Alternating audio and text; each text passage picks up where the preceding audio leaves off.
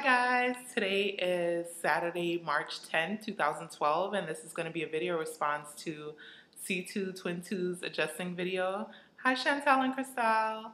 I saw you guys' video last night about moving from Jamaica to Florida and you guys like wanting some advice on adjusting. A little background about me because you guys don't know me is I also have a twin sister. Her name is Rochelle and we're from Jamaica. So I was like, I have to come on and help them. So what I'm gonna do is break this video up into two parts. First, I'm gonna explain my experiences from moving from Jamaica to New York, and then from New York to Florida, and then from Florida to where I am now, which is the United States Virgin Islands.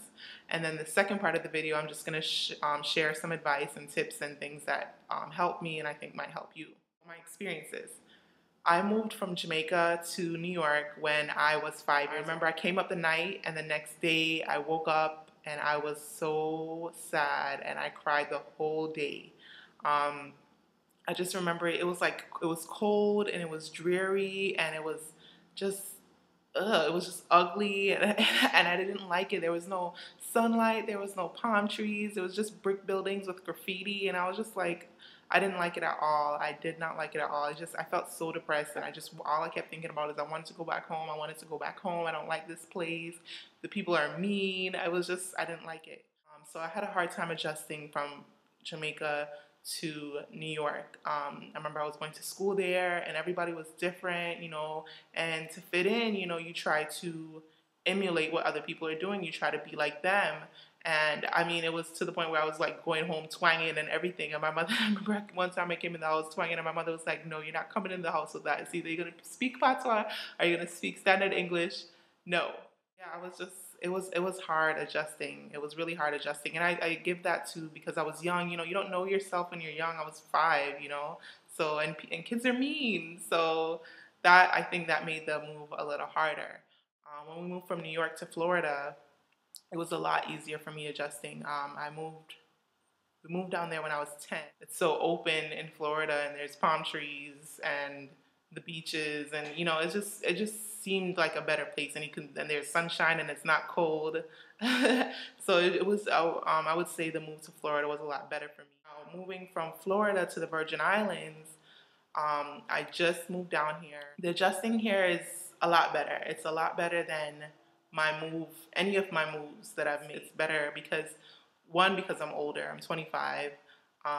2, because I am confident in who I am and I'm okay with who I am. So I don't feel like I have to fix myself or adjust myself to fit in. So I just knew coming down here that this is who I am and it's okay. You know, if people like me, they like me. If they don't, they don't. And I was okay with that. And also what helped is my mentality. I kind of mentally prepared myself too that, you know, me moving down here, I moved down here by myself. My sister's not with me, my mom's not with me. I don't know anyone down here. I don't have any friends. I don't have any family down here. I just moved down here. I've always wanted to move down here. So I just was like, okay, I'm going to go. And I went. I already set my mind to be comfortable with myself and not, you know, not feel like I have to change to fit in, basically. So the move down here was a lot better for me because of that.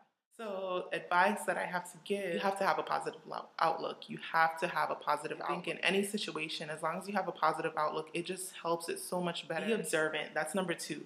Be observant. Here I'm in church or at work or anywhere that I am, I'm kind of watching how people interact and, you know, what's acceptable, what's not acceptable, what's, you know, offensive, what's not offensive, and what people, you know, just things like that. That helps a lot. That kind of helps you to understand better the culture and the way people act. The third advice I have to give is always be comfortable in your own skin. I know will accept you or they won't.